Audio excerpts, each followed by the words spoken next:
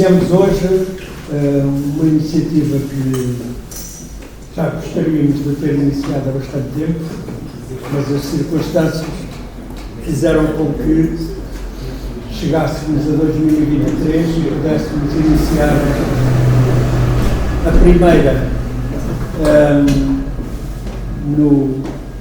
aqui no convite que nós fizemos, dizíamos que era a melancolia na poesia do Antero Quental e do Mário de Sá Carneiro.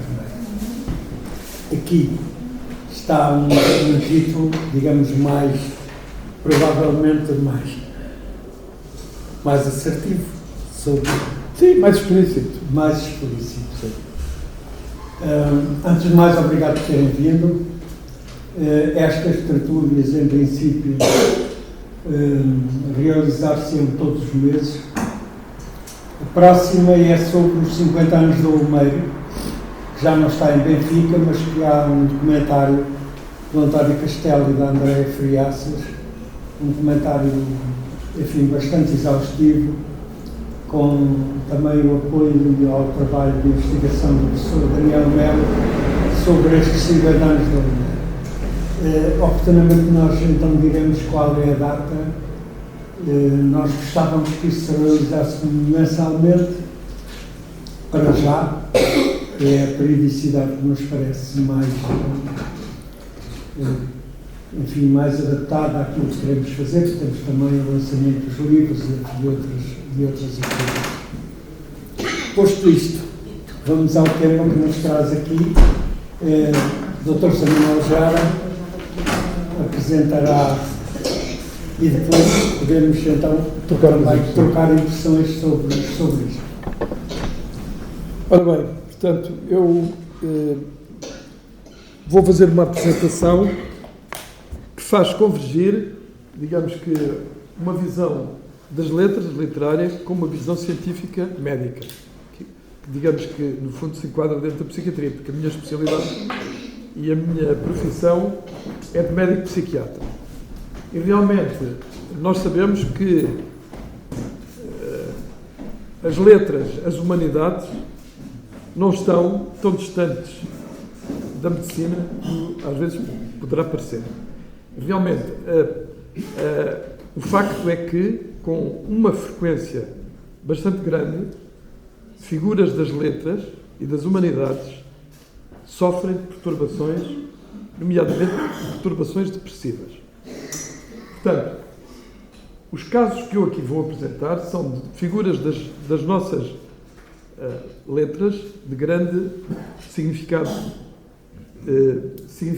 sob o ponto de vista da importância literária e de correntes diferentes. Nós temos o Antero Quental, é um escritor, filósofo, poeta e uma figura da intervenção social de alta relevância no século XIX. Depois temos o Mário de Sá Carneiro, que é uma figura já do início do século XX. Portanto, são duas épocas diferentes. Curiosamente, portanto, o António Quental morre em 1891 e o Mário de Sá Carneiro nasce em 1890. Mas um e outro não se cruzam, são épocas diferentes. Aquilo que nós vamos ver é a comparação entre a arte do Antero Quental e alguma narrativa descritiva do seu próprio sofrimento como doente e o mesmo em relação ao Mário de Sá Carneiro. Mas são personalidades distintas, artes diferentes e dois grandes artistas. E, portanto, dois grandes artistas das letras, fundamentalmente. Portanto, tanto um como o outro são grandes poetas, mas o Antero Quental tem uma diferença, é que ele é simultaneamente um poeta e um pensador, enquanto que o Mário de Sá Carneiro é fundamentalmente um poeta e um novelista de grande craveiro. Ora bem, isto eu estava a tentar virar por aqui, mas é por aqui que eu vou fazer a mudança. Ora bem, temos aqui uma referência muito longínqua do pai da medicina, o Hipócrates, num livro de aforismos em que fala: se a tristeza e medo durar muito, tal estado é melancólico. Entendemos que um tal estado assinala o humor da bilis negra, porque melancolia significa bilis negra. Colis, bilis, melã, negro. Portanto, a designação, a terminologia de origem grega continua a prevalecer na medicina. Muitas doenças e muitas zonas anatómicas têm uma terminologia, uma referência à etimologia grega. E, portanto, não é de surpreender que a palavra melancolia continua a ser utilizada, mesmo na medicina. Certo tipo de depressões são chamadas depressões melancólicas, mais graves, mais profundas. Delírios melancólicos. Portanto, a depressão tem muitas vezes esta característica. Mas o termo melancolia é muito mais abrangente que a depressão e traduz uns estados de alma em que se cruza muitas vezes uma certa alegria e ao mesmo tempo uma mistura de depressão, de tristeza com alegria. É interessante ver que a variação do humor é um regulador importantíssimo da vida humana e também das artes. Não é? Portanto, este aspecto, aliás, se nós nos transpusermos para a época atual, a gente vemos a importância que tem e teve, e em algumas culturas, e continua a ter, o uso de substâncias para fazer variar o humor. E na área da psiquiatria, os medicamentos que nós usamos para tratar as doenças. Portanto, vamos avançar. Isto ainda é uma introdução. Vocês vejam, no Fédero de Platão, a sabedoria antiga é extremamente interessante, porque transpõe épocas, não é? E realmente nós hoje vivemos na vertigem do imediatismo e de que a última notícia e o último conhecimento é o mais propício e o mais avançado. Muita dessa sabedoria antiga está reservada a uma elite e não é acessível à maioria das pessoas que estão mergulhadas no atual. Mas se a gente se detiver sobre a leitura de algumas obras antigas, por exemplo esta do Fédero de Platão, eles analisam de uma maneira interessante. Vocês vejam, eu refiro fundamentalmente a este aspecto que é... Isto não está a apontar. Diga que as pilhas gastaram. Hã? Talvez já não tenha a pilha. Não, está. O problema é que não tem força suficiente para aqui. Mas vocês vejam, loucura, mania, como sabe, comporta duas espécies. Uma devido à doença do corpo, outra proveniente de uma inspiração divina. Portanto, há na conceptualização da filosofia platónica a ideia de que há uma loucura que é doença e outra que não é, que é inspiração, que é, digamos, um estado de alma que permite a criatividade. É interessante esta dicotomia, mas de facto a dicotomia é parcial, porque às vezes há uma sobreposição. Nós verificamos que de facto a criatividade é exacerbada em alguns estados de perturbação psíquica, que é doença. E aqui a referência à mitologia, o delírio divino, o divinatório de Apolo, a inspiração mística de Dióniso, a impressão poética das musas, toda esta mitologia que transmite a ideia de que os estados de alteração da mente são propícios à criatividade. Alguns deles poderão ser oriundos de estados de perturbação mental. Vocês veem esta temática da importância dos humores na criatividade também sobressai neste texto do Aristóteles, que é O Homem de Gênio e a Melancolia, o problema 30, em que ele associa o temperamento à criatividade. O temperamento melancólico não é a doença só, é o temperamento. Portanto, há de facto características do temperamento e da personalidade que são propiciadoras da criatividade. Por que razão todos os que foram homens de exceção, que conserva a filosofia, a ciência do Estado, isto generaliza. Hein? Isto é uma espécie de elogio generalizado da loucura. Hein? Uma coisa interessante. Vamos lá ver se eu agora faço isto com calma. Ora bem, entramos no Antero de Cantal. Está aqui um resumo muito sintético da vida do Antero. Nasce em Ponta Delgada e morre em Ponta Delgada. Ele morre, suicida-se. Portanto, é uma figura do século XIX ímpar, porque é simultaneamente um grande artista, um grande poeta, um grande tribuno, é, digamos, um grande prosador e filósofo. Portanto, e de facto, ele interveio, por exemplo, na questão coimbra, que é uma, digamos, uma crise nas letras, em que ele entra em polémica com um escritor que é o Feliciano de Castilho, e de facto esta polémica é interessantíssima sob o ponto de vista da transição da estética e do que são as letras, portanto, contra o academismo. Depois tem as conferências do Casino, que é outro período de intervenção social. As conferências do Casino são aqui em Lisboa, não é? E ele, de facto, é um dos primeiros. Ele programa as conferências do Casino, com essa de Queiroz, com Ramalho Ortigão e outros escritores. Exatamente. E ele faz, depois eu vou mostrar a capa, faz uma conferência que ficou memorável, que é Causa da Decadência dos Povos Peninsulares. Aliás, foi reeditada numa edição do Público, recentemente. E acho que o Oleiro editou A Causa da Decadência dos Povos Peninsulares, que é atribuída à Inquisição e tudo o que é o anacronismo da religião no impacto que tem na vida social. Portanto, na Península Ibérica. Depois temos também, no ultimato, ele já está noutra fase da vida, quando há o ultimato inglês, ele toma conta de uma comissão de protesto contra o ultimato inglês, por causa do mapa cor-de-rosa, mas nessa altura ele de facto está numa fase já de alguma descrença, porque no Antero de Cantal sobressai um período académico em Coimbra em que ele é um grande otimista e digamos, um paladino de ideais. E isso sobressai ao longo da vida dele, mas contrasta depois com as fases depressivas em que ele produz poesias de cariz mais melancólico que estão coligidas nos sonetos. Mas tem poesias que não são desse teor. Vamos ver aqui agora, a seguir, esse aspecto. Vejam aqui uma referência do Antero de Cantal. Ele tem a primeira crise grave em 1874. Crise grave da depressão. Já cá estou no Luso, como estes sítios foram os teatros da minha loucura transcendente, de outros tempos. Não me arrependo de ter sido louco. Afinal, os doidos são o sal-terra deste mundo. É impressionante, de facto, esta referência a estados de elevação do humor, em que ele não está depressivo, mas está hiperativo, criativo. Portanto, no fundo, num estado que nós, em psiquiatria, chamamos um estado de hipomania, elevação do humor, excitação, euforia.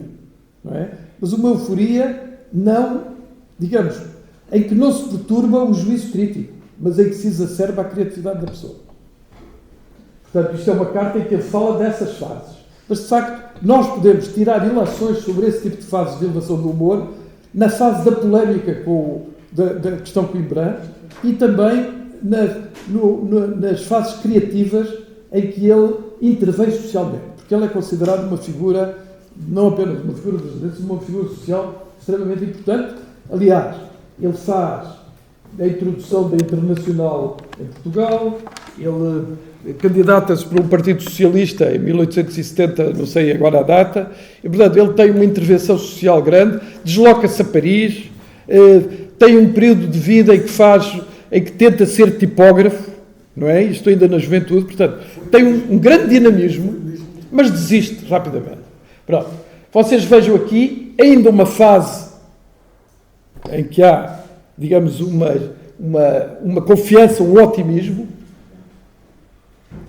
e vive e trabalha em plena luz, depois seja dado ainda viver, morrendo, claro, sol amigo dos heróis. Portanto, há aqui uma consciência positiva da sociedade e da vida e da própria história. Estão a ver? Vamos depois ter a percepção do contrário na fase depressiva. É interessante ver que os conteúdos melancólicos da poesia do Antero de Cantal não se caracterizam por ser muito pessoais, personalizados. Ele tem uma visão antropológica.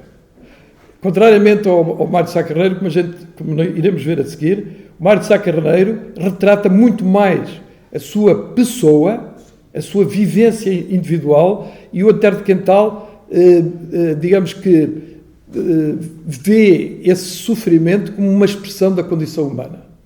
É diferente. Há aqui uma diferença. Cá está A Causa da Decadência dos Povos Peninsulares. Isto é uma edição recente, feita pelo público, de livros de grande valor, e realmente esta obra é uma obra uma prosa extremamente clara, de um interesse que continua a ser atual, e eu penso que no nosso país não tem tido a divulgação que que devia ter, que mereceria ter. Portanto, e realmente é uma conferência do Casino. Uma das conferências do Casino. Ele abre as conferências do Casino.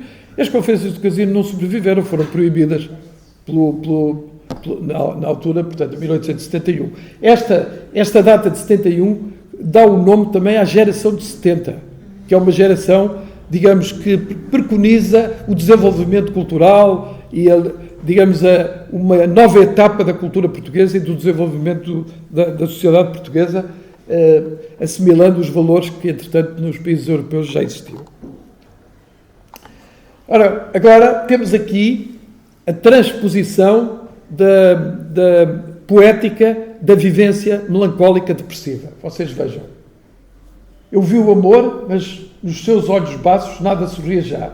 Só fixo e lento morava agora ali um pensamento de dor sem entrega e de íntimos cansaços. Vocês leiam e vejam o fim, os últimos versos. Soluço de ódio e raiva impenitentes, e do fantasma as lágrimas ardentes caíam lentamente sobre o mundo. Portanto, há aqui, de facto, uma visão muito melancólica, muito descrente, não é? E que, provavelmente, temos de admitir que... Agora, deixa eu ver aqui... Temos aqui outro poema dos sonetos, e são dos primeiros sonetos. É uma obra-prima da poesia portuguesa, considerada de valor universal, não é? Eu uma vez dei a conhecer a um psiquiatra francês, o Antero de Quental, e ele uns anos depois encontrou-me outra vez e agradeceu-me eu ter dado a conhecer os poemas. Os poemas do Antero de Quental foram traduzidos para alemão por um escritor que, quando o Antero de Quental soube que ele tinha traduzido, ficou maravilhado com isso, porque ele era muito cético em relação ao seu próprio valor nas fases depressivas, e cético no sentido de descrer da sua própria obra. Mas quando viu que a obra foi traduzida por um escritor alemão que tinha traduzido os Lusíadas, ele ficou cativo dessa situação. É interessante, não é? Eu agora não me lembro do nome, mas a gente poderá ver isso. Portanto, vejam a Divina Comédia. Erguendo os braços para o céu distante e apostrofando os deuses invisíveis, os homens clamam, deuses impassíveis, a quem serve o destino triunfante? Porque é que nos criastes? Incessante corre o tempo e só gera, inextinguíveis, dor, pecado e ilusão, lutas horríveis, num turbilhão cruel e delirante. Pois não era melhor na paz clemente do nada e do que ainda não existe ter ficado a dormir eternamente? Isto é forte. Porque é que para a dor nos evocastes? Mas os deuses, com voz ainda mais triste, dizem, homens, porque é que nos criastes? Não é? Aqui inverte a ordem, não é? Os deuses são criados pelo homem, mas vocês vejam que aqui a visão que ele tem não é de si próprio, é a visão do ser humano, da condição humana, não é? Portanto, ele identifica a sua própria experiência vivida, que é melancólica, com as atribulações da vida humana, das guerras, de todo o sofrimento que traz, das desigualdades, porque choca-se com o ideal que ele tinha. Ele, no fim, considera que o grande, digamos, uma das afirmações mais categóricas deles é o egoísmo como o maior inimigo da condição humana. O egoísmo.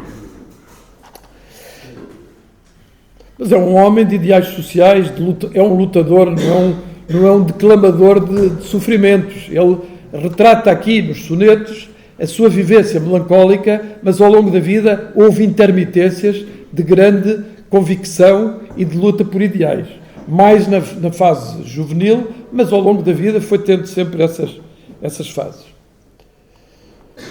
Ora bem, aqui passamos agora para aquilo que é, eu não vou detalhar muito esta área, mas vocês vejam, Antero de Quental tem uma grande correspondência epistolar. As cartas do Antero de Quental estão publicadas. A maior parte delas estão publicadas. Vocês vejam esta referência, em 72.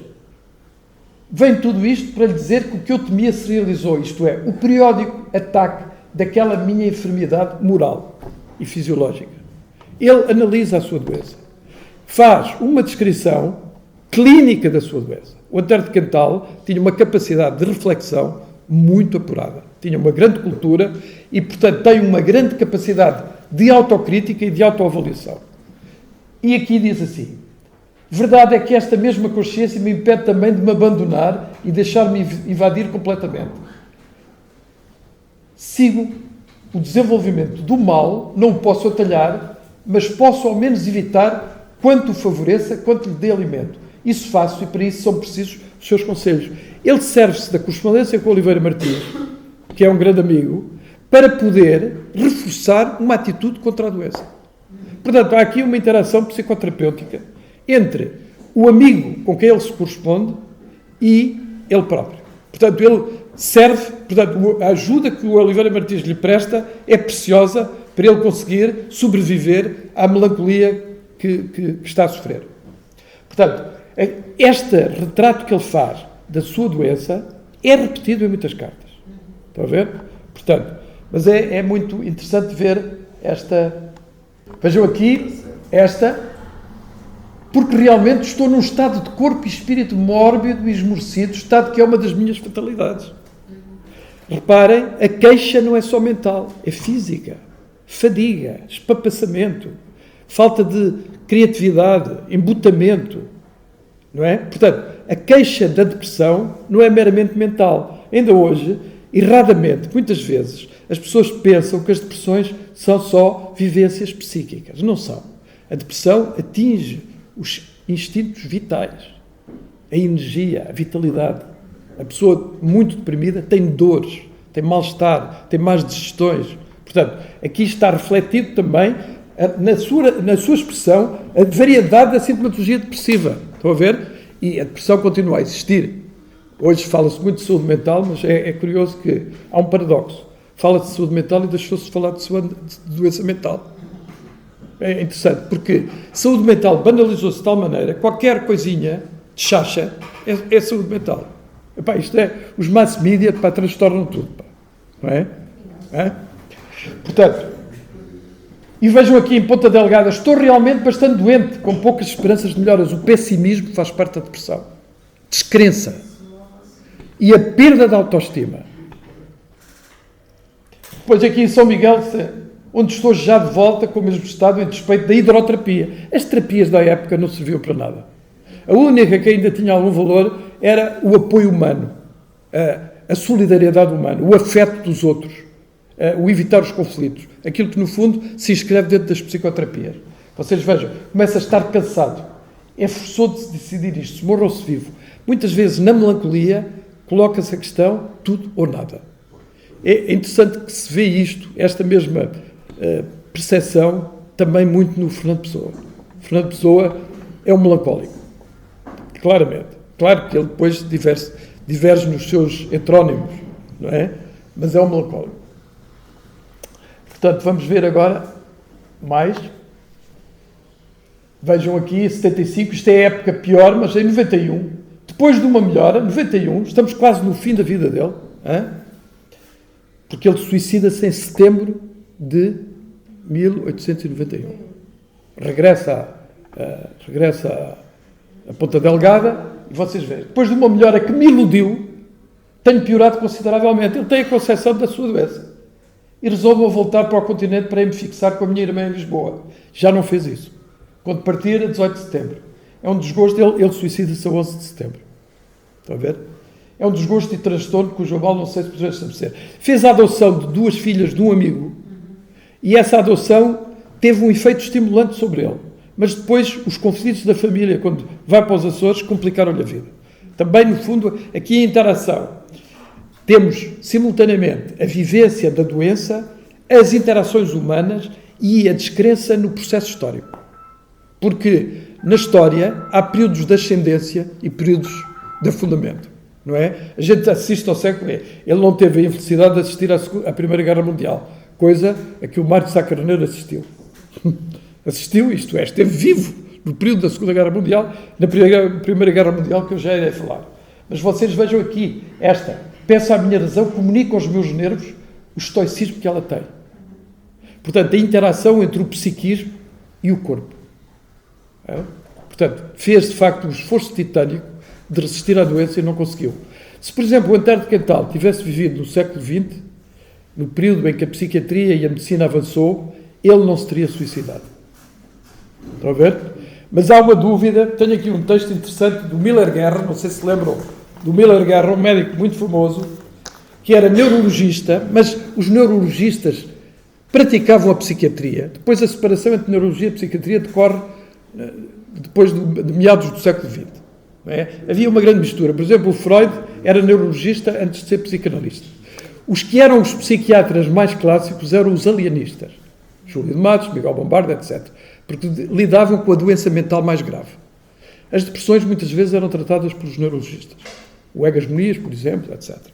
Nesta fotografia de Antero de Quental, do Miller Guerra, ele coloca a questão de se houvesse tratamento,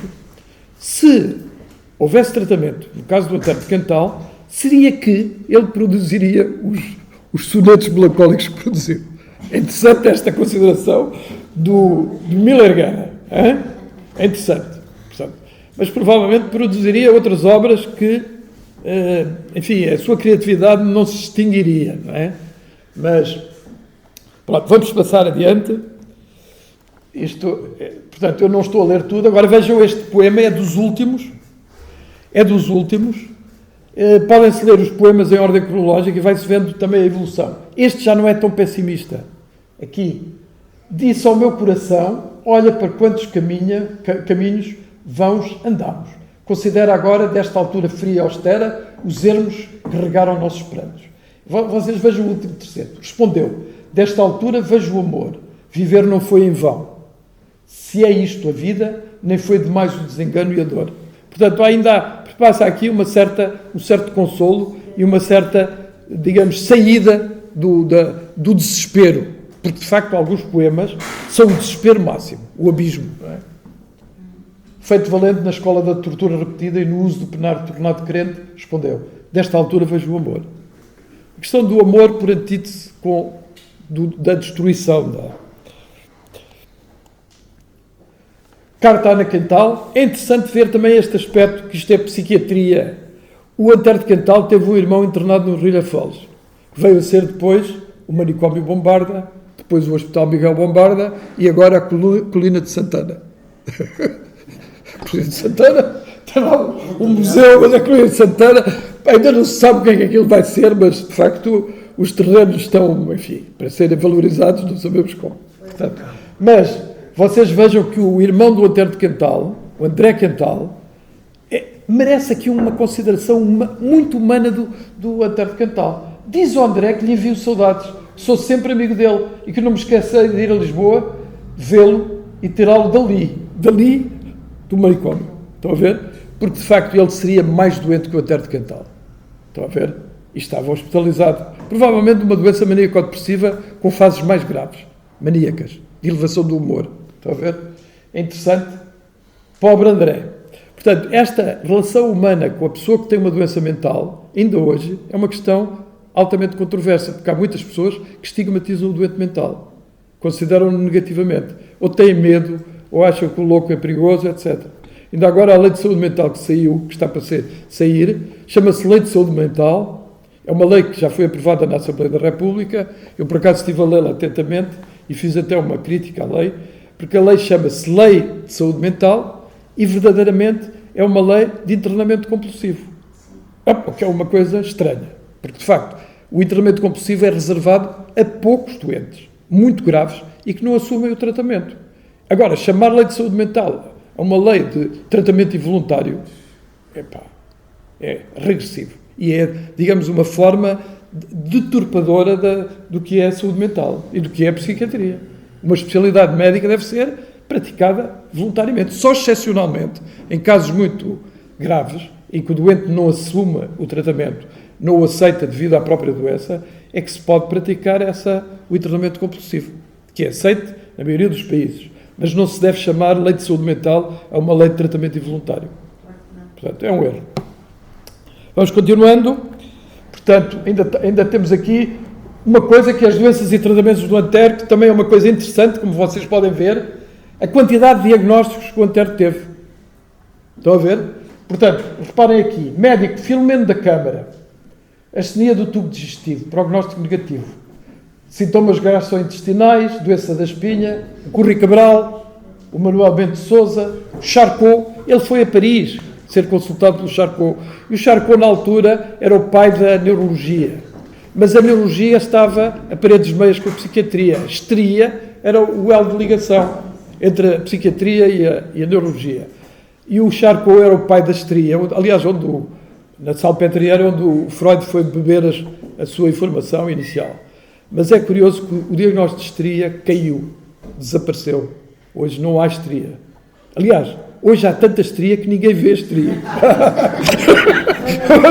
A histeria não é uma doença, são mecanismos adaptativos. Pá.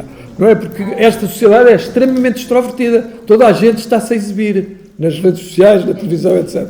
A aparência conta mais. Mas, portanto, este aspecto é interessante. Vocês vejam, ele prescreve-lhe a hidroterapia e o interdecantal, que era um indivíduo extremamente lúcido, dizia assim, não serviu para nada. Não melhorou nada. Portanto, foi em vão que ele foi lá ao Charcot, que não lhe serviu para nada. Mas, reparem, os sintomas da depressão são físicos. Portanto, apontam, olha, sintomas neuromusculares. É a fibromialgia, muitas vezes é da depressão. Hoje chama-se fibromialgia. Estão a ver? A doença da espinha, etc. Ele podia ter outras doenças além da depressão, mas a maior parte destes sintomas eram da depressão. Mesmo os sintomas físicos. Estão a ver? Portanto, se na altura fizesse um tratamento psiquiátrico como devia ser, com uma medicação apropriada, provavelmente os sintomas físicos também iriam regredir. Estão a ver? Pronto, nós estamos noutra época e estamos a falar... E o Sousa Martins, que era um médico extremamente dedicado aos doentes, a tal ponto que foi santificado.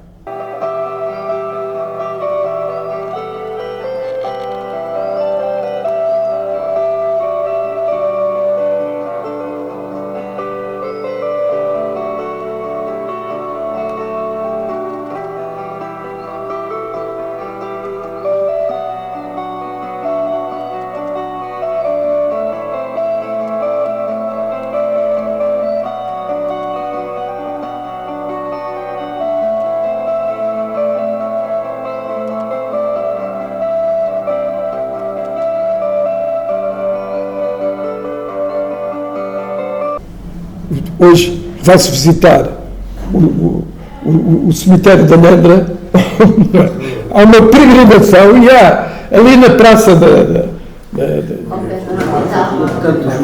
Exatamente. Eles vão, mas o Sousa Martins era um materialista mecanicista, não era nada religioso. Mas ele dedicou-se alma e coração à medicina, era um indivíduo desinteressado, realmente desinteressado no aspecto material. Eu fui visitar a casa-museu em Ilhandre.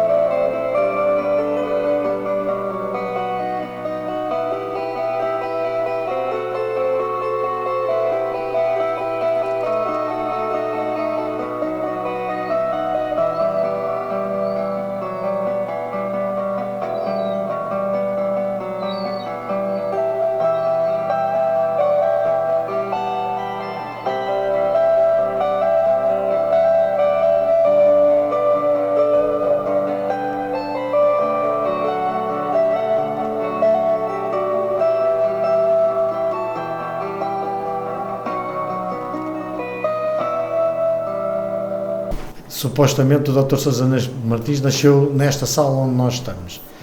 E o Dr. Sousa Martins,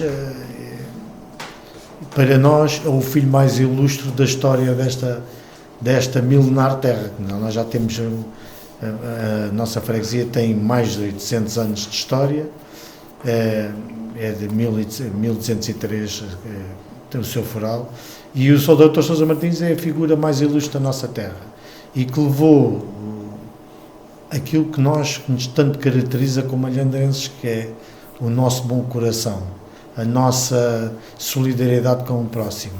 E eu creio que isto que nós respiramos e que nós vivemos todos os dias é a mesma gênese, é aquilo que eu costumo dizer, é o mesmo lugar comum. Todos vivemos a mesma vida no mesmo espaço, obviamente que em tempos diferentes, não é?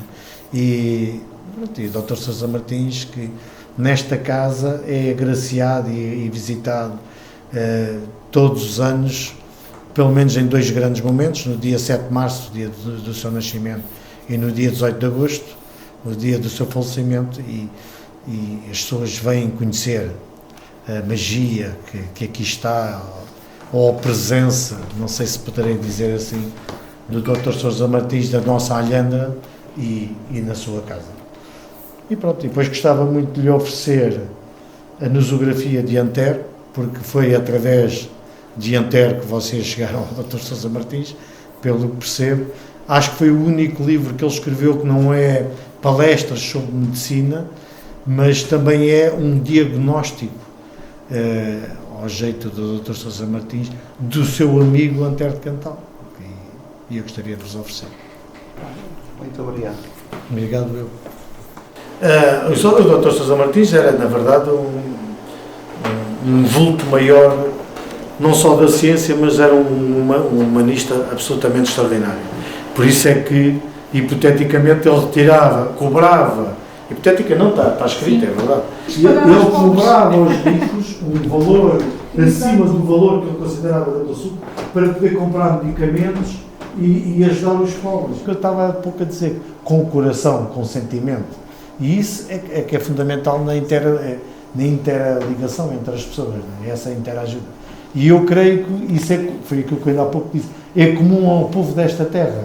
Não foi por ter sido o Dr. Sousa Martins, eu acho que, não estou a dizer que somos todos Dr. Sousa Martins, mas se somos assim, sabemos receber, comunicamos com as pessoas, gostamos das pessoas, porque há este amor que nos liga a todos. À volta da imagem do Dr. Sousa Martins, da energia que emana do que foi este homem, as pessoas acreditam, têm fé e movem-se. E é aquilo que se verifica, ainda há pouco estava a falar na estátua feita ao Dr. Sousa Martins nos Campos Máteos da Pátria em Lisboa, vêem-se, e se forem lá em cima ao jazigo onde os seus restos mortais repousam, é a mesma coisa, temos imensas lajes, há um culto, há um culto à volta da imagem do Dr. Sousa Martins e que jamais fará esquecer o nome desta pessoa.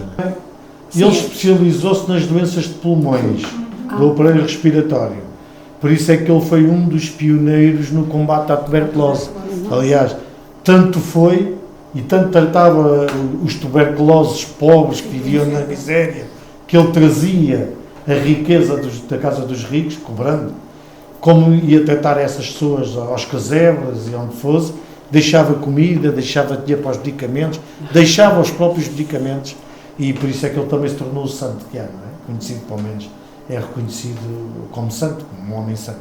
Santo no verdadeiro sentido da palavra, eu não sei se é, mas que era um santo homem, era, porque fazia isso. Não sei se vocês conhecem, mas vale a pena conhecer, porque o Sousa Martins tem a casa museu, uma casa simples, existe, portanto, é a casa museu de Alhandra, portanto, casa museu de Alhandra de Sousa Martins, e está lá uma obra do Sousa Martins sobre o Antero de Cantal, à venda, um livrinho pequenino, porque o Antero de Cantal, portanto, este texto do Sousa Martins é interessante, foi publicado na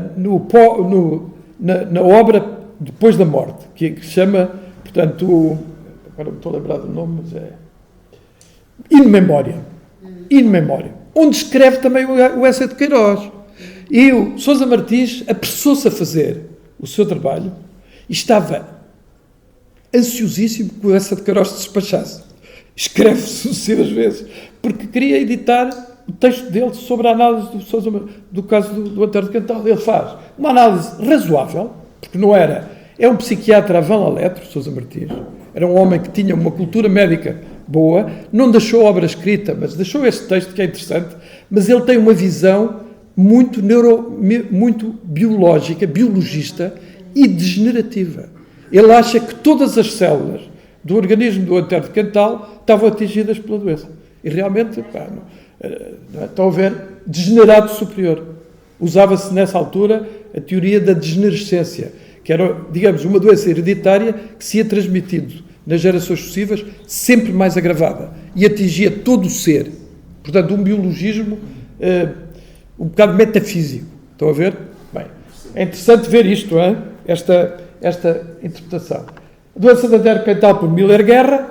O Miller Guerra, de facto, teve o cuidado de ler as cartas e interpretou-as bem. E funcionou. Sendo um neurologista, acabou por ser um bom psiquiatra na análise do Sousa Martins, do predomínio de crises melancólicas e algumas fases de hipomania. A hipomania é uma elevação do humor não muito acentuada, que permite aumentar a criatividade e a energia. Ele, de facto, teve, nas fases de polémica, de grande intervenção social, estava com o humor para cima.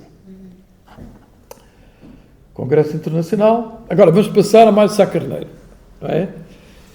Só o Sousa Martins dá, o Antero de Quental dá pano para mangas, porque, de facto, a obra dele é vasta, é, de facto, um grande prosador também, e, digamos, escreve muito bem, exprime-se muito bem, e era uma pessoa que era amada pelas pessoas que o conheciam. Claro que teve os seus ódios também, mas era um indivíduo que foi considerado uma espécie de figura ideal, do ideal, aquele que, digamos, que representava o bem. E era um indivíduo de ideias progressistas e arejadas. Não era um indivíduo retrógrado, um indivíduo avançado. Mas, de facto, sentiu-se, de certa maneira, derrotado pela história. Portanto, e também pela doença. Agora, temos no Mário Sá Carneiro uma figura completamente distinta. Porquê? Porque é um poeta, fundamentalmente um grande artista, poético, não é? Mas também novelista, porque ele inicia a sua tarefa criativa como novelista. As novelas são novelas muito psicológicas, interessantes do ponto de vista psicopatológico, porque ele trabalha muito a questão da personalidade, a questão de quem é quem. E depois tem um período de poesia curto, mas prodigioso, que é de 1913 ou 1912 a 1916. Portanto, realmente temos aqui uma figura que está colada ao Fernando Pessoa. Portanto, ao modernismo e ao Orfeu, que é uma revolução na poesia. Curiosamente, o grupo do Orfeu, tem despique com os psiquiatras. Não sei se sabem disso. Porquê? Porque quando surge a corrente do Orfeu, com o Fernando Pessoa, o Mário Sá Carneiro, o Almada Negreiros e outros, alguns pintores também, o Santa Rita Pintor, etc., e os brasileiros, eles têm uma arte que choca com aquilo que é o habitual, de tal maneira que muitos críticos consideram-nos malucos. Estão a ver? Consideram-nos malucos, loucos. E há depois inquéritos, o Júlio de Matos, por exemplo, que era considerado uma grande figura, e era, digamos, na ciência, mas um grande médico, mas era um indivíduo conservador na sua maneira de viver. Portanto, era um positivista, muito eivado de um espírito de cientificismo rigoroso, não é? Estava habituado aos processos médico-legais, e nos processos médico-legais, psiquiatria forense, ele era exato nos seus juízos, e salvou, ele próprio tem alguns textos, em que diz que salvou da pena de morte algumas pessoas, porque se um doente fosse inimputável, não era condenado, não é? Nem era preso, era, digamos, ia para uma instituição que às vezes era tão má como se fosse para uma cadeia. Mas isto são as coisas da época, não é? Mas a psiquiatria batia-se pelos direitos dos doentes mentais. Mesmo que às vezes não houvesse meios e recursos adequados, a luta que se trava, por exemplo, entre o Pinel no início do século XIX e a visão moderna desse século, a visão moderna da alienação mental, é no sentido de assegurar ao doente os direitos humanos e não de o considerar um criminoso ou um indivíduo reprovável moralmente. Portanto, a doença é a condição fundamental. Mas, simplesmente, o problema aqui é que, por vezes, os limites esbatem-se. E o excesso de autoridade que alguns médicos, no início do século XIX, no início do século XX, tinham, exorbitaram e, digamos, passaram a julgar a obra de arte. Isso foi, digamos, altamente reprovável, e nós ainda nos sentimos um bocado disso, porque ainda há um certo ceticismo em relação à psiquiatria. A psiquiatria, os psiquiatras são malucos, os psiquiatras têm a mania que isto e que aquilo, e os loucos é que são os verdadeiros criadores. Ainda há muito isto, é? Eu, por exemplo, fiz uma patografia sintética do António Gancho, que era um doente que viveu no telhado e morreu no telhado, o António Gajo. Hã? Mas era esquizofrénico. Não é? Se a gente ler o retrato que ele faz da sua estadia lá, é completamente delirante. Estão a ver? Mas de facto tem alguma poesia interessante. Mas ele declinou. Portanto, ele perdeu qualidade. Porque ele durante muito tempo não se tratou, acabou por ser internado e viveu no hospital, mas há quem diga que ele foi enclausurado e que no hospital, na Idanha, é que ele adoeceu e a doença foi gerada pela... E é mentira. Portanto, ele tinha uma doença mental grave e se ele estivesse a viver sem amparo e sem apoio, caía como um sem-abrigo, caía na rua. Não tinha apoio nenhum, portanto, tinha uma doença mental muito grave. Mas, de facto, era poeta. Era de Évora. Ele veio de Évora. Esteve internado no Júlio de Matos, depois foi para o telhado. Bem, mas, portanto, é curioso que neste grupo do Orfeu havia um doente que tinha mesmo uma esquizofrenia também, não é? E, portanto, os outros não eram tão doentes. Mas tinham alguma patologia. Mas isso, de facto, é interessante ver, não é? Que esse, o doente é o... Como é que ele se... Hã? Eu esqueço-me sempre do nome dele, pá. Ângelo de Lima. Ângelo de Lima. Agora, vejam bem, o Ângelo de Lima deu aso a que se fizesse um filme. Interessante, muito bem feito. O filme que se fez sobre o Ângelo de Lima é quebraram-me o pensamento, ou pararam-me o pensamento. Para-me o pensamento, sim senhor, para-me o pensamento. Esse filme é interessante, eu fiz um comentário desse filme num congresso de psiquiatria. E achei o filme muito bem feito. O filme muito bem trabalhado sobre o Ângelo de Lima. O Ângelo de Lima é publicado no Orfeu. E, portanto, mas o Ângelo de Lima tinha uma esquizofrenia também. Quem o internou, curiosamente, e desenhava muito bem, quem o internou foi o Miguel Bombarda. O Miguel Bombarda é que fez a declaração para o internamento. Ora, tanto o Miguel Bombarda como o Júlio de Matos eram figuras de grande cultura, não é? Mas eram... Portanto, o Miguel Bombarda era uma figura mais progressista que o Júlio de Matos. O Júlio de Matos era um indivíduo muito conservador, na forma de ver a evolução social. Era um positivista um bocado anacrónico. Enquanto que o Miguel Bombarda era um indivíduo mais revolucionário, não é? E as críticas que ele faz à psiquiatria da época, o Miguel Bombarda morreu porque um doente lhe deu um tiro, não é? Um doente paranoico, que era militar. Mas o Miguel Bombarda era um indivíduo, digamos, arejado, com ideias mais progressistas. Eu acho que ele era da maçonaria, não é? E ele está muito mais reconhecido como uma grande figura, não como psiquiatra, mas como republicano, porque ele morreu nas vésperas da implantação da República. Morreu a 4 de outubro de 1910. Não é? Enfim, são as ironias, porque senão teria sido Presidente da República. Coisa curiosa, um psiquiatra Presidente da República seria uma coisa muito estranha, não é? Pior que isso, só um louco, não é?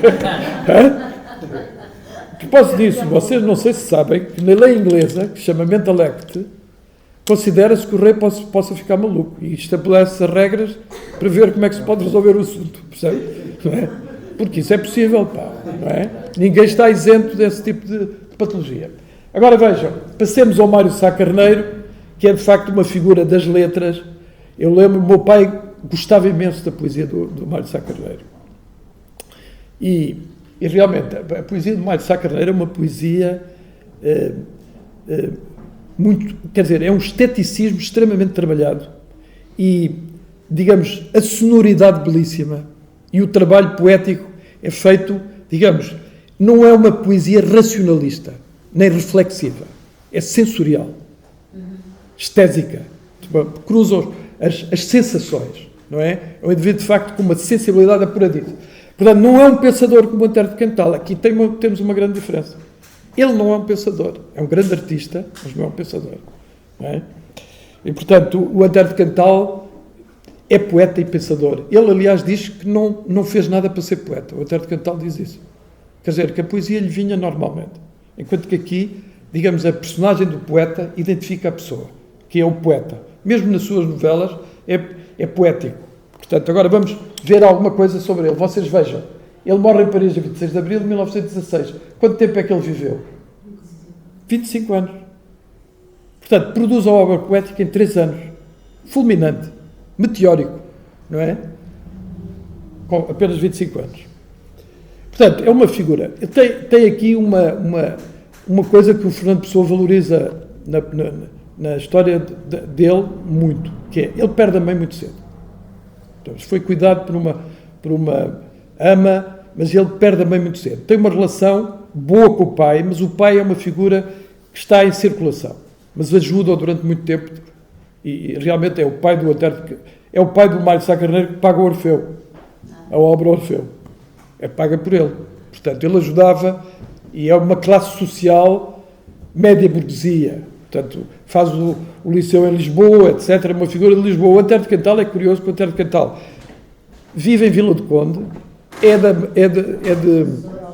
dos Açores, faz o curso de Direito em Coimbra, vive em Lisboa, as conferências do Casino, portanto, multiplicou-se, vai a Paris, etc.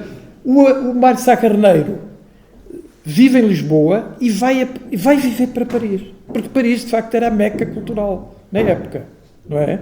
Agora não há meca cultural.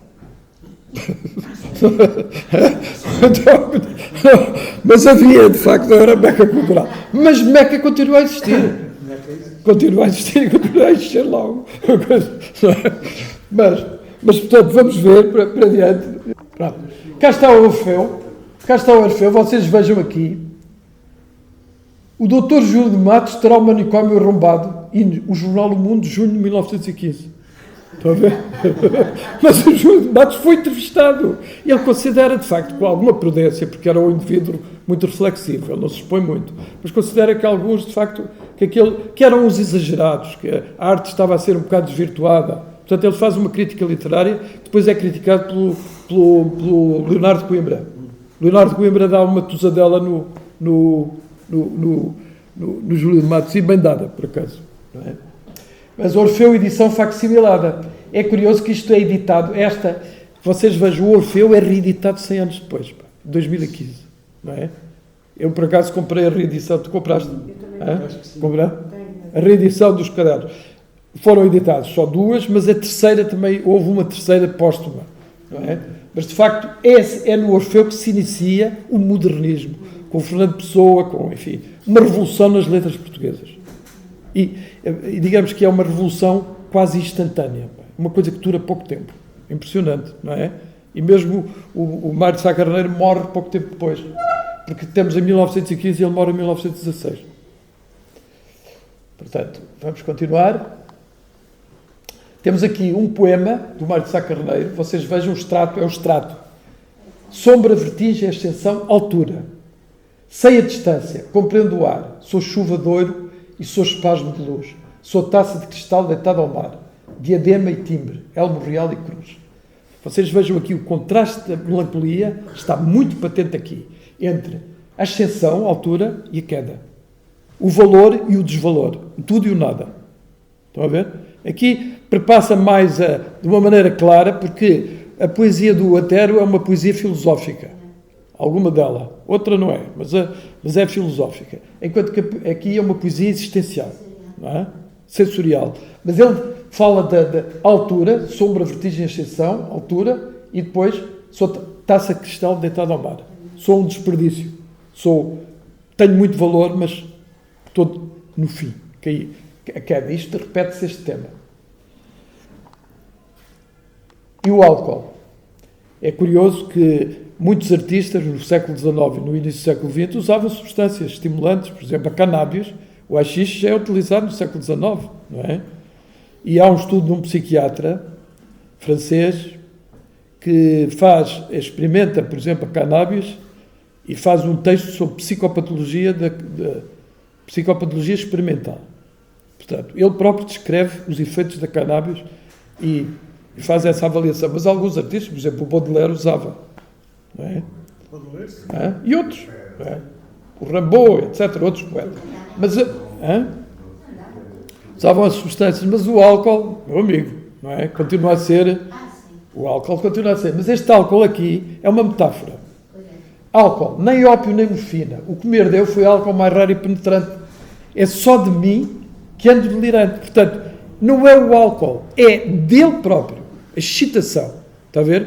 Portanto, a excitação endógena, produzida pela própria alteração do seu psiquismo. Ele, portanto, manhã tão forte como anoiteceu. Agora é como se, digamos, houvesse a excitação e depois o esgotamento, a queda. Portanto, o subir e o descer abrupto. É curioso, na doença bipolar, há a elevação do humor e a maior parte das vezes, depois de acabar a euforia, há uma tendência depressiva. Não é? E por vezes as crises há uma ondulação frequente. Eu acho que no caso do Mar de Sá Carneiro verifica-se também isso. No Antero de Quental as crises são diferentes, aqui são mais curtas provavelmente, oscilações mais frequentes e não tão prolongadas. Mas vê-se aqui, 4 de maio, outra coisa interessante, a poesia do Mar de Sá Carneiro é produzida muito nas estações intermédias. As pessoas do povo, ligadas à natureza, dizem as crises são no rebentar e no cair da folha. Estão a ver? Portanto, ele produz mais obra poética na primavera e no outono. Isto também é uma coisa interessante. Vejam aqui uma poesia fonética, não é? Sonora, não semântica. Digamos que, provavelmente, maio de 1915, esta poesia traduz uma espécie de euforia, não é? Excitante, em que ele faz associações sonoras.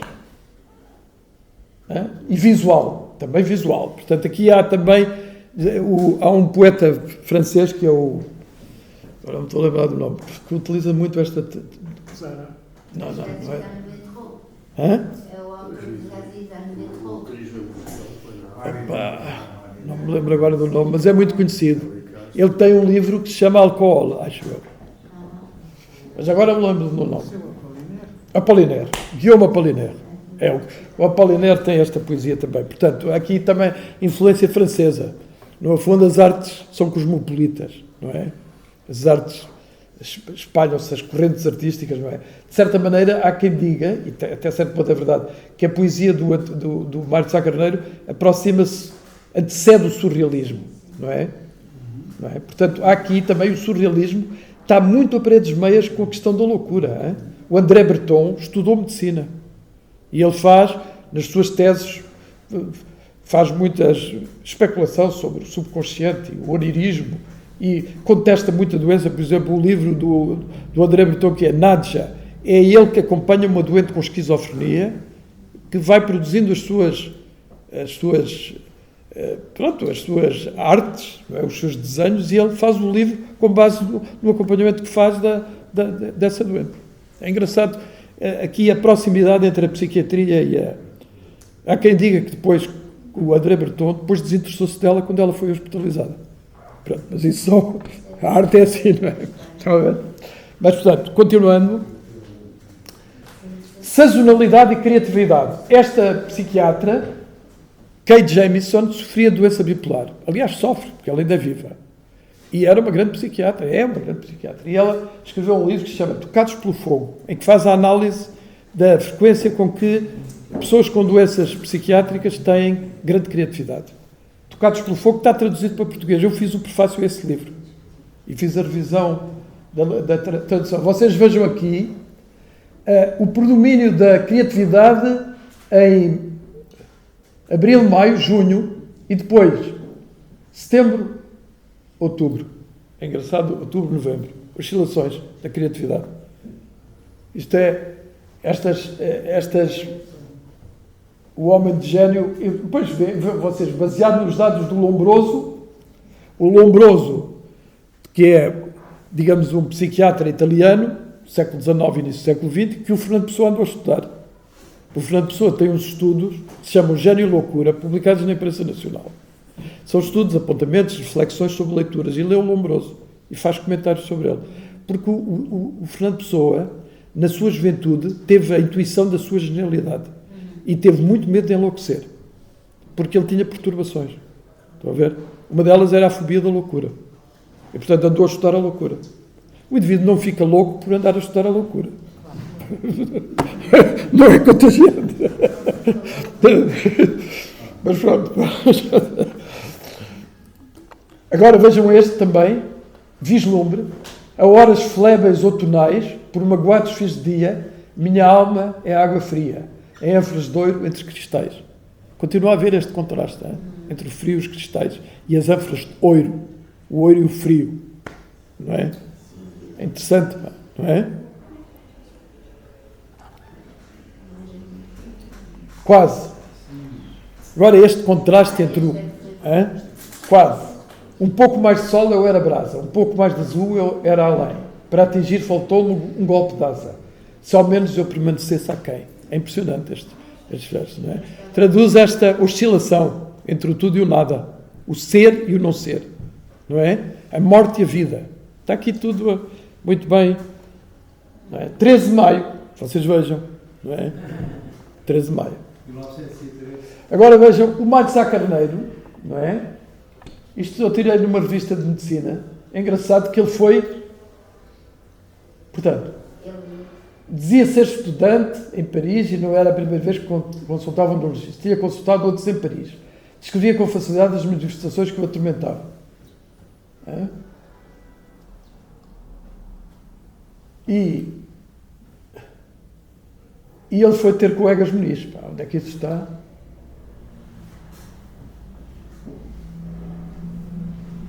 Sombra, etc.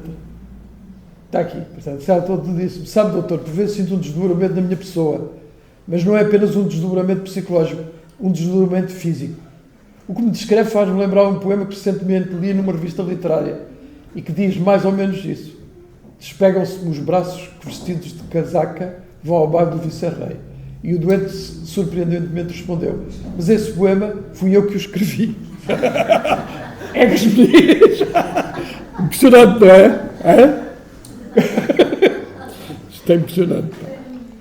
Mário Sá Carneiro e a medicina. Mas este contacto do Mário Sá Carneiro com a medicina é fortuito e não é muito persistente. E ele não descreve nas cartas muito bem a doença que tem. Mas, pelos vistos, ele preocupou-se também. Mas não havia tratamento, não é? Não havia. Não é.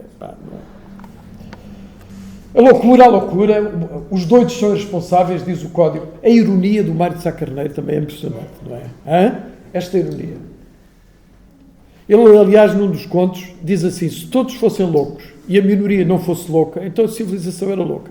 Diz isso, não é? E é como a história na Terra de Cegos, daquele escritor de ficção científica, o historiador, um grande historiador americano, inglês,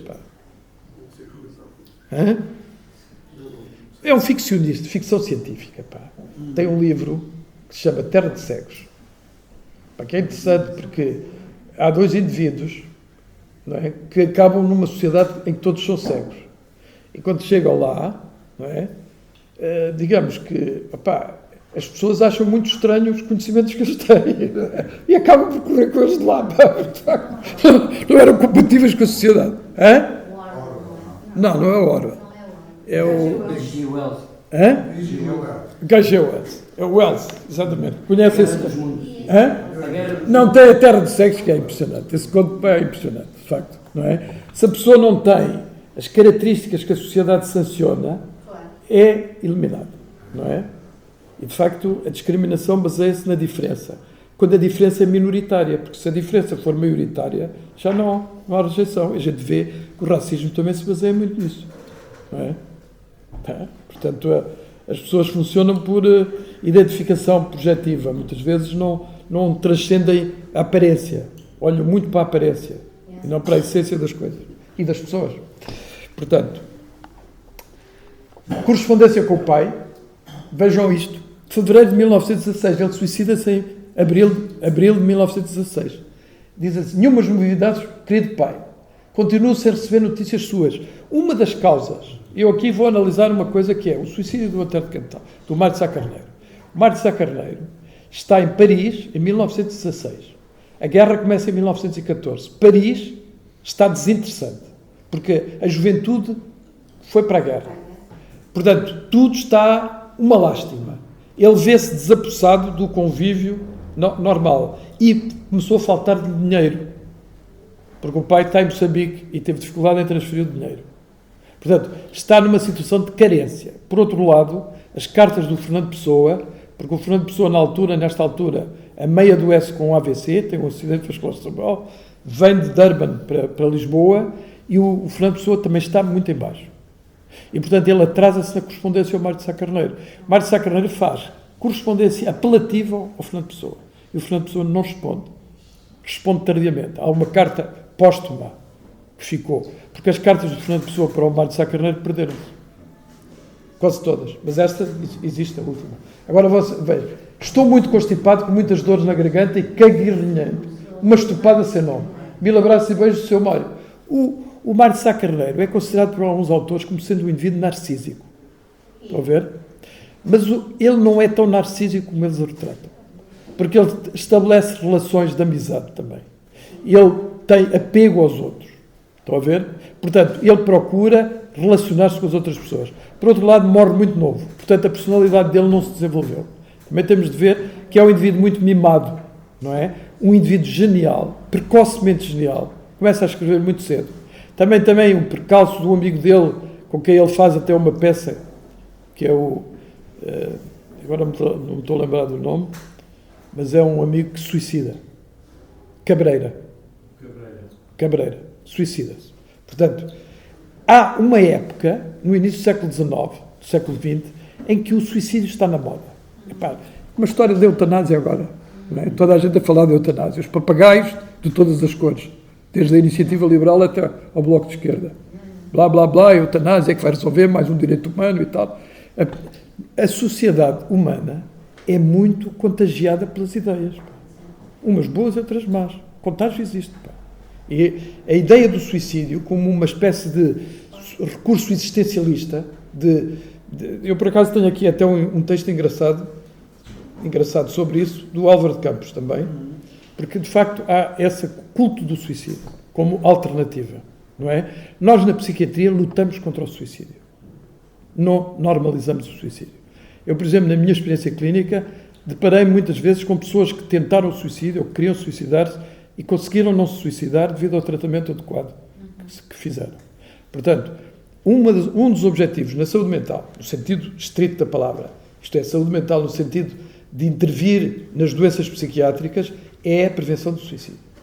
Por exemplo, um dos indícios estatísticos de eficiência clínica é a prevenção do suicídio. Por exemplo, se um doente é internado e se suicida uma semana ou duas depois do internamento, isso significa que o internamento falhou totalmente, porque o tratamento não foi adequadamente feito e a pessoa teve alta sem estar bem. Porque as pessoas às vezes escondem as suas intenções. Não é verdade? O ser humano é complexo, não é? Não é uma coisa à vista. Mas a prevenção do suicídio é uma das tarefas da saúde mental e da psiquiatria. E, portanto, tudo que seja promover... Por exemplo, eu bati-me contra a eutanásia, não é? Na ordem dos médicos, nos pareceres que fiz, e politicamente, porque acho que é uma divulgação e vulgarização e banalização do suicídio. Está a ver? Portanto, vamos continuar, porque isto, de facto, é interessante ver este. Cartas a Fernando Pessoa. Portanto, reparem, passamos do século XIX para o século XX. Fernando Pessoa morre em 1935, não é? Mas, de facto, a atualidade do Fernando Pessoa continua. É uma figura, digamos, com uma pujança cultural que é impressionante, de facto, não é? É impressionante, o Fernando Pessoa. E realmente são contemporâneos. Simplesmente um morre em 1916 e o outro vive mais 20 anos. Também não foi uma longa vida. O Fernando Pessoa morre com 47 anos. Portanto, 25, 47. Mas, de facto, a grande ligação do Fernando Pessoa ao Mário de Sá Carneiro é como se fosse o Fernando Pessoa o pai dele, quando, afinal, a diferença de anos são 2 anos. O Fernando Pessoa só tinha mais 2 anos que o Mário de Sá Carneiro. Mas o Mário de Sá Carneiro fazia o papel de pupilo do Fernando Pessoa. Mas pedia conselhos, etc, etc. Portanto, a correspondência é importante, não é? Embora nós não tenhamos a do Fernando Pessoa para ele. Quase nada. Portanto, olho para trás, os tempos a que chamei desventurados afiguram-se hoje áureos, suaves, benéficos. Diante de mim a estrada vai pouco a pouco estreitando-se. Em 7 de janeiro de 1960, um abatimento enorme me esmaga. O pensamento foge-nos e nós sentimos que nos faltam as forças para o correntar. Pensamento, vejam bem, hein? Depois, daí uma contínua dispersão física, uma distração contínua, que se traduz em borrões nem cartas. Portanto, ele descreve a insuficiência decorrente da depressão. Daí uma contínua enganos nas palavras. Ando sempre com a alma de estômago vazio. Os sintomas físicos, o mal-estar, a angústia, que se manifesta no corpo. não é? É assim que muito longínquamente posso exprimir talvez o fenómeno. Portanto, esquecer que o Mário de Sá Carneiro tinha depressões é desconhecer o psiquismo do Mário de Sá Carneiro. Portanto, aquelas críticas que são feitas por pessoas de alta craveira literária. Por exemplo, tenho aqui um livrinho que é interessante e é de uma pessoa bastante conceituada. Estes opúsculos da imprensa nacional são extremamente bem feitos. Este é de Clara Rocha. É filha do Miguel Torga. Ela é uma boa crítica literária, mas ela aprecia, a meu ver, um bocadinho depreciativamente o Mário de Sá Carneiro. Não sei se leu. Deprecia. Não, faz parte também dela própria. Julga muito. Sim. Portanto, faz um julgamento. Mas é curioso que omite a questão do sofrimento psíquico, da doença psíquica do Mário de Sá Carneiro. Porquê? Porque a doença psíquica não é perceptível se não houver cultura psiquiátrica e psicológica. Está a ver? Não é perceptível. Porque tudo é normal. Se o indivíduo anda zangado, ou chateado, ou irritado, tudo isso faz parte da psicologia normal. Nós, aliás, o Barona Fernandes, que era um grande psiquiatra do século XX, foi professor catedrático de psiquiatria e reitor da universidade, ele dizia: o homem é um ser perturbável. É perturbável. E as perturbações são muito variadas. Variam de cultura para cultura, nas gerações, na diferença entre o homem e a mulher, entre o idoso e o jovem, etc. E as épocas trazem transtornos diferentes. Eu há bocado estava a brincar com a histeria geral. A histeria esteve na moda no século XIX. Mas ela agora é diferente. É o chamado borderline, o indivíduo extravagante, certos modelos comportamentais vão variando. Portanto, a perturbabilidade do ser humano existe sempre. Não é? Alguma até pode ser vantajosa. Porque, de facto, o ser humano é diverso. Mas vocês vejam que isto, eu por acaso li este texto e fiquei impressionado com o tom um bocado áspero, duro, desvalorizador, não é? Mas, de facto, a sentimentalidade do Mário de Sá Carneiro é um indivíduo delicado, é um indivíduo que não tem maldade dele. Está a ver? Isto é interessante para ver esta situação específica dele, o sofrimento que ele teve e o apelo que faz para se salvar. Não conseguiu. Está a ver aqui? Meu querido amigo, estou muito triste, desolador e comovedamente triste. Uma tristeza de silêncio, macerada de tons de platina. Aqui o melancólico é o contraste. De uma parte e de outra, um arrepio de angústia, um não querer apavorado. Se eu lhe disser que toda esta tristeza a motiva a guerra, vejam bem, é ela que, na verdade, a provoca pelas complicações horríveis que pode trazer à minha vida. Portanto, ele fala aqui do efeito da guerra. Portanto, não está aliado do mundo real, não é? A tómbola gira cada vez mais desordenada. A tómbola é uma metáfora da perturbação. E ele utiliza também uma expressão que é, eu agora não estou a lembrar, é zoina. Ele utiliza um termo que é zona, para explicar o desvario, a perturbação em que anda. Porque, creio, meu pobre amigo, eu estou doido, agora é que não há dúvidas, agora só manicômio. Preciso cada vez tomar mais cuidado diante dos outros. Não sinto já a terra firme sobre os meus pés. De facto, mesmo a descrição que ele faz, clínica, não é tão objetiva como a do Antero de Cantal. O Antero de Cantal descreve a doença como doença e ele descreve os seus estados de alma quase poeticamente. Até na descrição das suas sensações, ele é poeta. É engraçado? Eu queria só... Posso? Pode. Em relação a esta questão do Sá Carneiro e do Fernando Pessoa, eu vi um bocadinho mais para lá, mas não sei, fui eu que vi, não tenho qualquer razão de aceitar que esta seja uma teoria. Eu vi a correspondência dele, para já, o Sá Carneiro, acho que tinha consciência de quão genial era. Ele tinha consciência da sua própria genialidade, como Fernando Pessoa. Mas há uma teoria que diz que ele estava em competição, que havia uma competição entre os dois, e eu não vou muito por aí, nem um pouco mais ou menos. Agora, ele, na verdade, parece querer muito a aceitação por parte do Fernando Pessoa das coisas dele. E não sei até que ponto, até fico mal dizer isto, o Fernando Pessoa não lhe deu, ou talvez porque não tivesse espaço dentro dele, não lhe deu ou não entendeu aquele grito constante Sim, ele sim. dirigia ao Fernando Pessoa cada vez que lhe escrevia. Sim. Ou mandando-lhe um poema. Sim.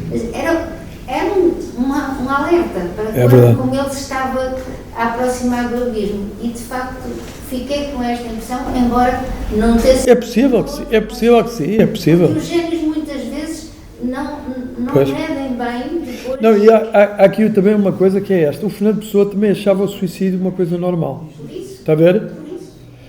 Não conscientemente, mas subconscientemente. Aliás, eu ainda há bocado estava a falar com o meu colega e amigo, grande amigo Luciano, não é? Acho que foi contigo que eu falei sobre isso. Que o Fernando Pessoa, a última frase que escreve em inglês, morrer. I know not what tomorrow will bring. É, digamos, uma crença em algo depois da morte. Estão a ver? Portanto, o Fernando Pessoa aceitava o destino. Não tinha uma posição. Por isso ele recusava um bocado a medicina. Eu acho que ele morreu mais cedo por causa disso. Porque, repare, um indivíduo que não vai ao médico, que não consulta ao médico. Não, cirrose não foi. Mas ele provavelmente subestimava a necessidade da assistência médica. Eu tenho a ideia de que ele não valorizava isso. Era uma época em que a medicina não tinha o avanço que tem. Mas ele morre com uma situação aguda, abdominal. Por acaso eu falei com uma colega sobre isso, pai, estávamos a falar sobre o que é que seria isso. Porque há quem diga que era uma pancreatite aguda. O João Gaspar Simões considerava que ele tinha um alcoolismo crónico e que fez uma cirrose e que morreu por causa da cirrose. Mas não há prova disso. Portanto, há um livro só a demonstrar que isso não é verosímil. Mas pode ter morrido por uma apendicite aguda. Até. Foi um abdômen agudo. Ele não foi operado. Não se fez análises, não se sabe nada do que é que se passou. Ele é internado numa noite em que não quer ser internado, é internado no Hospital de São Luís e morre no dia seguinte. E foi assistido por um médico que era uma pessoa da família dele, que era ginecologista. Estão a ver? Isso é um hospital privado de São Luís, dos franceses. É verdade, pá. Não é? Compreendo? Portanto, se a gente for ver o que é que foi, não é? Quer dizer, depois cria-se um estereótipo e uma ideia que morreu por causa do álcool, mas não é patente isso, não é? Ele era descuidado, mas isso para mostrar aquilo que ele teve de descuido em relação ao Mário Sá Carneiro também tinha em relação a ele próprio. Não resulta de uma desafeição ou de um desinteresse. Ele provavelmente estava muito absorvido com o seu estado mental e subestimou o risco que o Mário Sá Carneiro estava. E de facto hoje os contactos entre os seres humanos são facílimos. Pá. Naquela época não eram tão fáceis. Não é? Hoje o indivíduo contacta para o outro lado do mundo, pá, com o WhatsApp e com isto e com aquilo, é uma coisa impressionante, não é? Portanto, mudou tudo. Sim. Doutor, eu tinha uma pergunta a fazer. Sim. Ao ouvir a sua exposição. O facto da genialidade e da loucura estarem interligados, Sim. não tem a ver também com o fator da hereditariedade e da vivência da primeira infância e da pré-adolescência? O meio. Sim. Está tudo interligado, está tudo. As guerras familiares. Não. Digo eu, estou perguntando. Não tanto, pá. As guerras familiares, não vejo isso aí. Isso aí mais a fragilidade ansiosa, etc. Mas fatores genéticos nas doenças existem. Eu mostrei no caso do Antero de Cantal, o André de Cantal. Portanto, mas isso tem de se investigar. Mas, repara, a patologia depressiva é muito frequente no ser humano. Portanto, o risco de depressão é alto. É das patologias mais frequentes. Claro que há depressões mais graves, depressões menos graves. Depois há a doença bipolar, em que há depressão, alternando com fases de euforia. Depois há a esquizofrenia, que também tem um fator genético, mas que é poligénico, não é um gene único. Estão a ver? Portanto, nestas doenças, o fator genético é múltiplo. E depois há os fatores epigenéticos. Por exemplo, no caso da esquizofrenia, o uso do haxixe na adolescência aumenta a probabilidade de esquizofrenia, que é uma das patetices que agora se anda a querer aprovar a legalização da cannabis e dessa treta toda, que vai aumentar a patologia mental. Portanto, isso é que é saúde mental, não é? Mas a gente sabe, de facto, os fatores genéticos contam nas doenças psiquiátricas, mas não daquela maneira determinista, fatalista, com que se acreditou no século XIX, não é? Uma visão, a tal teoria da desnascência que ainda o Sousa Martins tinha, estão a ver?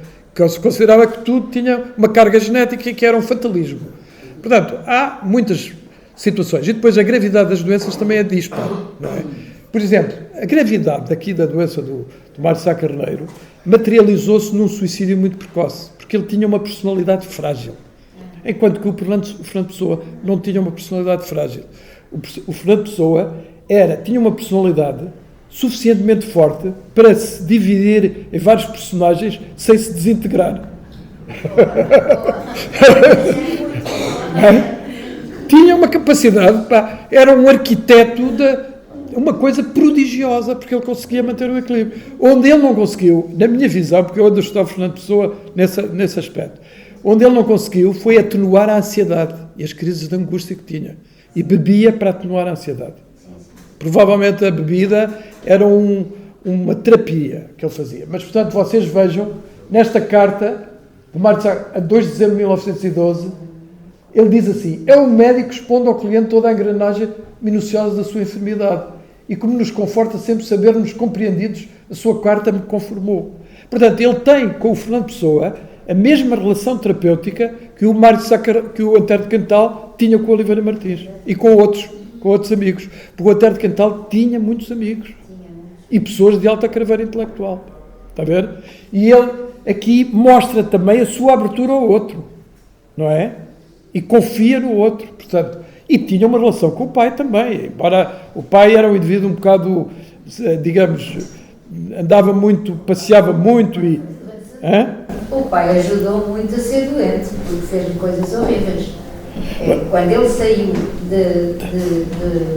dos Açores para vir para Lisboa... Não, mas isso é o Antero de Quental. Não me estou a falar, não. Antero de Quental. Mas o Antero de Quental tem um pedigree bom também. Pessoas destacadas. Sim, mas não é? O pai foi muito mal para ele. Pois. Não. Sim, mas ouça, se a gente pensar que a maldade das gerações dá doenças, pode dar ou não dar. Há pessoas que saíram da Casa Pia e saem bem, não é? E há outros que nasceram em Barcedouro e são um desastre, não é? Muita da patologia surge também na adolescência. Os costumes da adolescência, não é? Porque na adolescência a personalidade tem um fator de desenvolvimento, de autonomização. Não é só a infância. A psicanálise sobrevaloriza a infância. A primeira infância e a segunda infância. Não é? Há alguns psicanalistas que vão até à vida intrauterina. Isso também é um bocado excessivo. Não é? Mas ouça, alguns até vão mais longe, vão aos arquétipos mitológicos. Não é? O indivíduo, às tantas, já está no Adão e Eva. Curiosamente, o Antero de Quental, que fez antes de ser psiquiatra, fez uma história da vida natural. Tem o Júlio de Matos tem uma obra vastíssima, está lá na biblioteca do Júlio de Matos, com gravuras, uns volumes enormes. O primeiro volume, logo na primeira folha, tem o Adão e a Eva. Desenhados e tal. Mas pronto, vamos passar, que a gente... Últimas cartas a Fernando Pessoa. A menos de um milagre, na próxima segunda-feira, o seu Mário Sá Carneiro, ele anunciou o que ia fazer e fez. Estão a ver? Segunda-feira, preciso inadiavelmente 500 francos. Mas ele ainda estava, vocês vejam, isto é interessante. Portanto, podia não ter-se suicidado.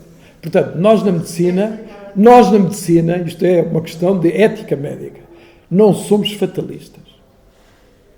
Não somos fatalistas. Há determinismo, sem dúvida, há causas, temos de ter consciência disso, mas temos de lutar contra a ideia de que o destino está escrito nas estrelas, de que há o fatalismo e de que o que tem de acontecer acontece, não é? Porque, de facto, na medicina, nós lutamos para que não aconteça aquilo que se pode evitar, tanto no sentido preventivo, como no sentido curativo, como no sentido educativo, porque muitas destas convicções também pairam na sociedade. Eu há bocado disse que o suicídio estava um bocado na moda. Estão a ver esta ideia? O anunciar de novo a intenção de se suicidar, pedindo que Fernando Pessoa informe o avô e ama sobre a sua morte. Carta de 18 de Abril. Unicamente, meu querido Pessoa, escreva muito, joelhos lhe suplico. Não sei nada. Só o meu egoísmo podia salvar. Impressionante isto, não é? Há uma informação que eu tenho, que eu não sei bem qual é a atualidade, mas que o Sá Carneiro teria encontrado uma pessoa, não sei se desconhecida, de qualquer maneira com um contacto não muito profundo, e que lhe teria pedido para dia tantos às tantas horas estar no hotel. Sim. E, de facto, essa pessoa... Marcou essa pessoa, sim senhor. Eu acho que era um cônsul de Nice, o cônsul português de Nice. Hã? Pronto. Porque ele, no fundo, informa que a fatalidade vai acontecer naquela altura e vai para ele ir visitar. Mas o Fernando Pessoa, a última carta, é engraçado que o Fernando Pessoa relata uma coisa estranha e um bocado misteriosa, que se inscreve dentro daquelas crenças um bocado paranormais, que também existiam, que no dia em que o Mário Sá Carneiro se suicida, ele teve uma sensação estranha que nunca teve. Portanto, uma sensação estranha. Isto é, ele reporta numa carta, acho que é uma carta que ele escreve a um amigo, a um escritor que também pertencia que era Violeta de Cisneiros, o pseudónimo. É o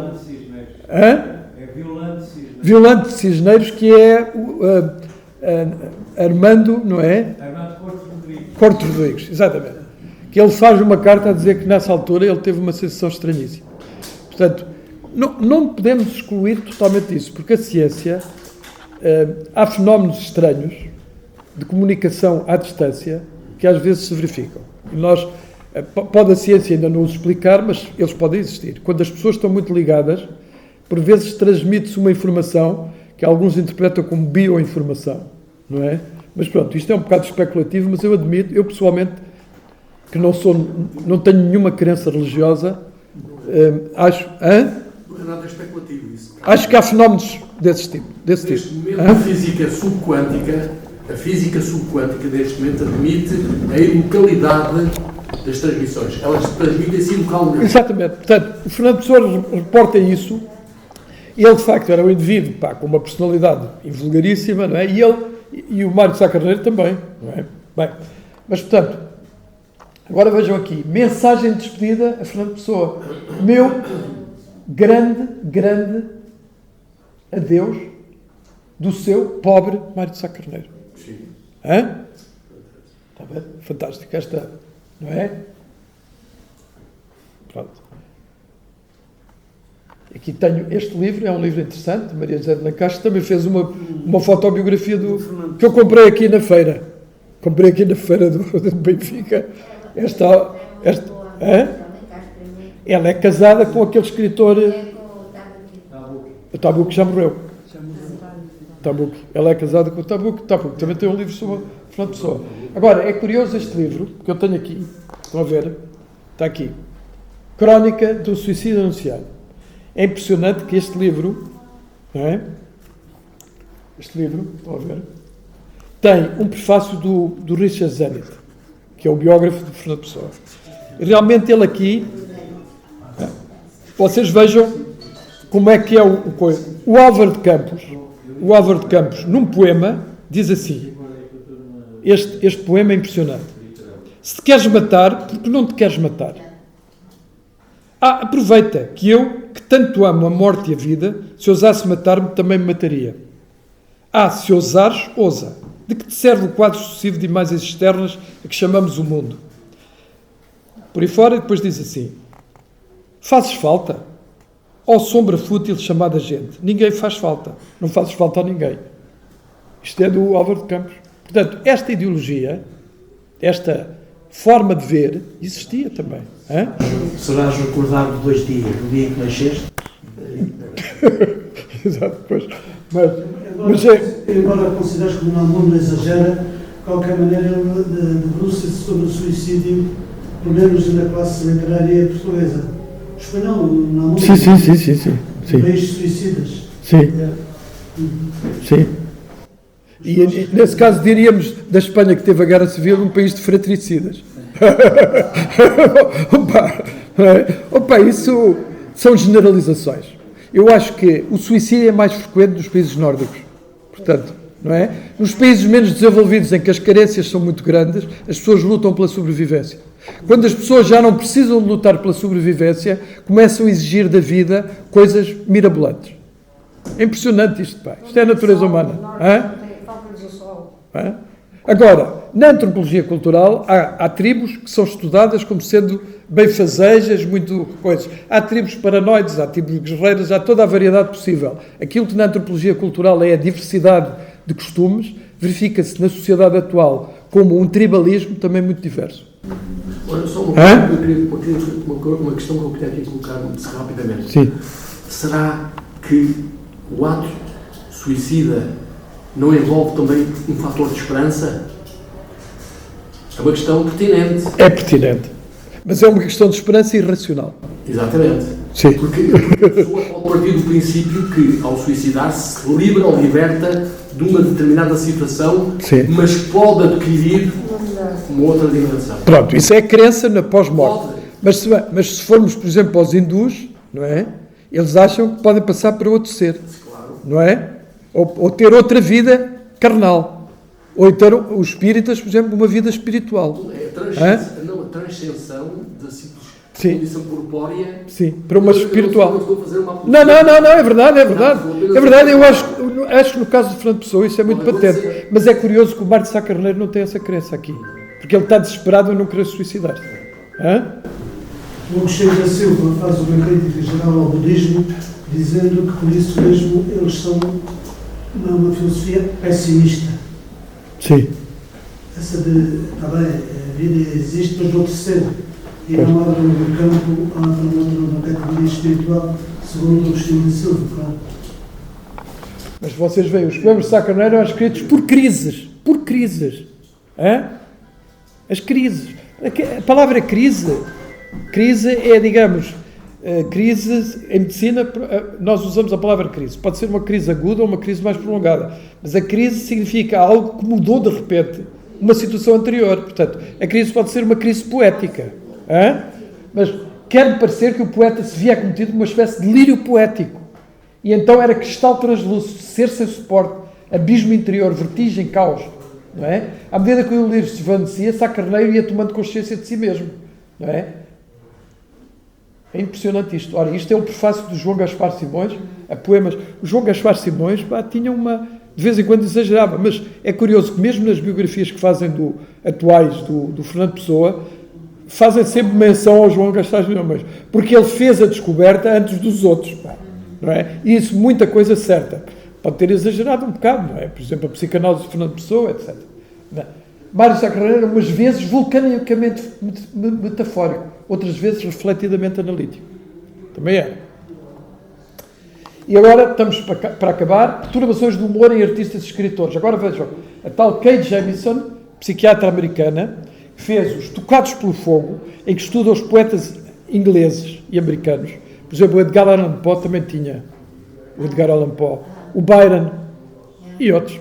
Portanto, melancolias, fases da alteração do humor e noutros povos, noutras culturas também. Vocês vejam aqui, dos poetas britânicos, 1705 e 1805, os maniaco-depressivos têm uma percentagem de 40%. Os ciclotipos bipolar 2, que têm depressões graves, fases de euforia ligeiras, são os que estão a tracejado. Vejam aqui, por exemplo, este Aki Skal, um psiquiatra americano que eu conheço porque veio cá a vários congressos, é um indivíduo especializado na doença bipolar. Ele considera que artistas e escritores têm uma percentagem de 70% de perturbação do humor. Está a ver? Depressões. E são vários autores a darem essa nota. Portanto, não é só em Portugal, Luciano. Portanto, o Miguel do Unamuno, não é? Mas sempre é melhor esse suicídio individual do que aquele viva la muerte dos franquistas, não é? Que fez com que o Miguel do Unamuno se afastasse dos franquistas, porque ele andou ali um bocado na transição, não é? Pronto, estamos no fim. Cá estão Tocados pelo Fogo. Eu fiz o prefácio, já foi há um tempo, mas fiz este prefácio e é engraçado, quem editou este livro foi a companheira do José Manuel Fernandes do Observador. E foi... E da voz do exatamente, e da voz do povo. Mas fizemos o lançamento deste livro no Júlio de Matos, no Hospital Júlio de Matos. Estava lá ele, conversámos um bocado, porque nós cruzámos no movimento estudantil, ele era mais novo. Mas é engraçado que o livro é interessante, muito interessante, sem dúvida. Mas é interessante até por isto. A escritora, que é médica, psiquiatra, sofre de doença bipolar. E levou algum tempo até equilibrar a doença. porque ela refilava contra o tratamento depois. Assumiu, é engraçado, não é? Isto, a consciência da doença, a consciência do tratamento é um processo, não é instantâneo. Tem de haver uma luta para se conseguir isso. Cá está a tal história, não é? Em face da gravidade da doença, o tratamento é uma necessidade incontroversa. Os atuais tratamentos não irão prejudicar a criatividade, porque, de facto, se um tratamento prejudicar a criatividade, ele está mal feito. Está errado. Mas isto é uma questão de arte da medicina, não é? Pá, isto foi um bocado arrastado, mas olha, o tema era um bocado exigente, não é? Mas pronto, isto, as palavras são como as cerejas. Mais perguntas?